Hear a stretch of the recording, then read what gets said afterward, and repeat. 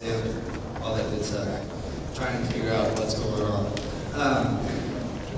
I'll try to breeze through these. Really, the major points here are collaboration and community-based planning. Here we're at the stage of public involvement. Public involvement does influence everything we do, from developing the resource management plans and the decisions to implementing those decisions and reevaluating and adopting adaptive management practices as we increase our knowledge and understanding of the resources or the issues that we face on public lands.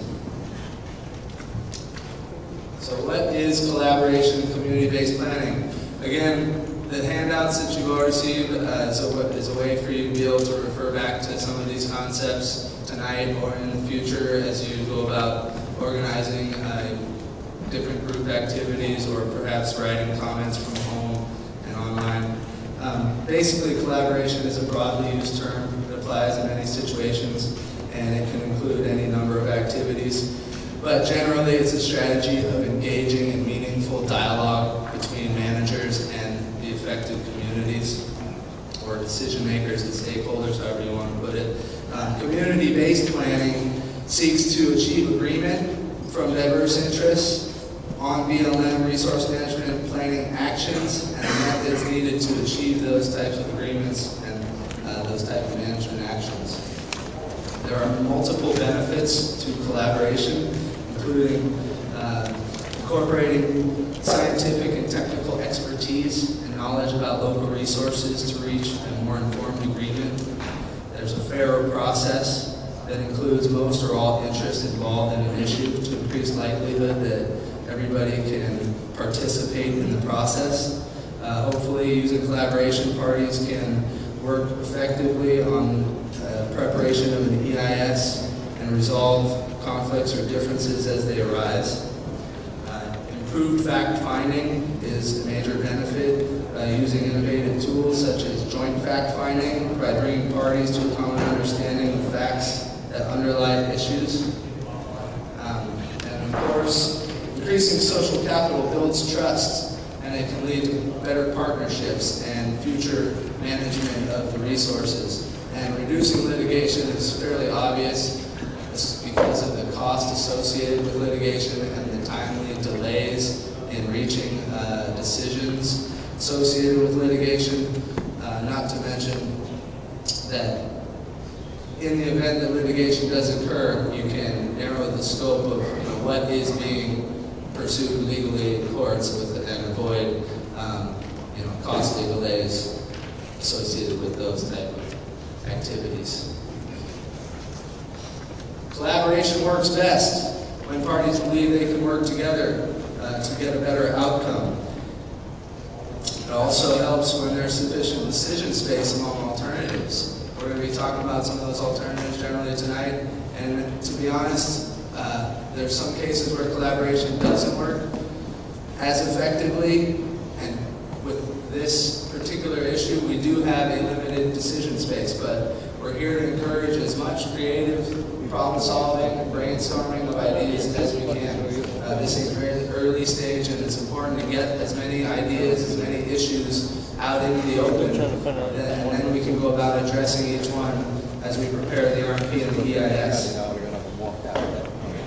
Again, if it's very likely that litigation will be part of this process, collaboration can enhance the desire to work together and get to a meaningful solution. Where it works less well is if groups feel that they can achieve their own interests unilaterally. It also can be difficult when parties have strong conflicting views and the meaning and the significance of available data and information, or when there's significant levels of distrust between parties. So these are all things we need to remember and consider tonight. And also keep in mind that it's important to stress that some of these obstacles can be overcome through the collaborative process, where we can hopefully build trust and create a better understanding and appreciation of the information and the issues that we're dealing with here. Opportunities to collaborate during this NEPA process, this preparation of the RMP and the EIS. Scoping is an early and open process. It can be used to help define study area boundaries, identify possible effects of various actions, and hopefully establish a schedule for the analysis that we can all live with. Alternative development is something that we're here to be discussing tonight. NEPA, the National Environmental Policy Act, requires that we have a reasonable range of alternatives, and we have lots of materials and information to help generate that discussion. We get it going here later tonight.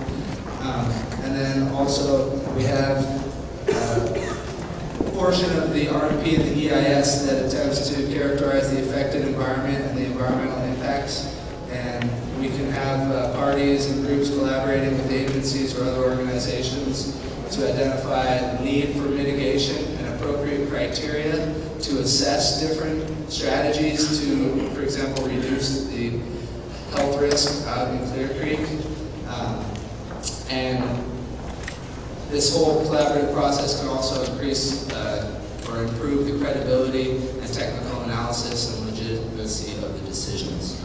So that's why I would spend that time trying to really introduce some of these basic concepts, because they can benefit us. That doesn't mean that we're going to be using every concept at every stage, but really we do want to try and get as much collaboration early on so that then we can continue to work with groups and individuals going forward in this process.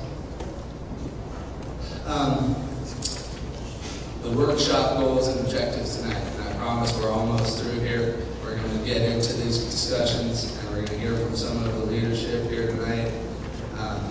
But the intention is to get into some breakout groups and discussions by topic. I introduced those three elements, the colors with the science, the policy, and the community. Generally we have topics also organized around these three headlines here, being that blue is going to go to scoping, yellow is alternative development, and red is going to be the affected environment and the environmental consequences. We want to have you hopefully take a look at some of the information. There's different materials spread out through around the room at different stations.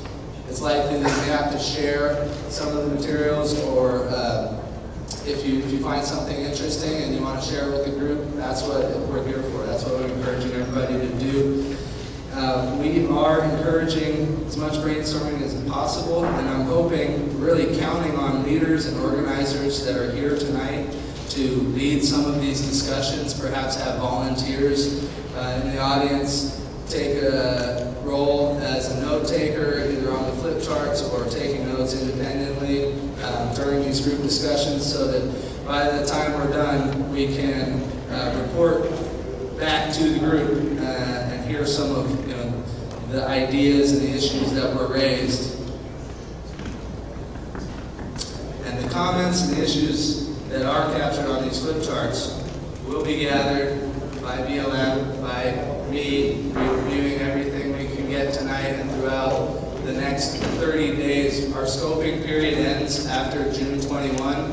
What we do with all the information we collect tonight and up until the 21st of June is collect that, synthesize it into a scoping report, which we then make available to the public to review and make sure that we've captured all the issues, and that will be the stage at which we can then move forward with developing the range of alternatives that will be in the RMP and the EIS. Tonight we're really offering the opportunity to get started on the alternatives, and you'll see the results in that scoping report, but there will be future opportunities to be involved with developing these alternatives beyond this meeting and before we actually get to publication of the draft RMP and the EIS.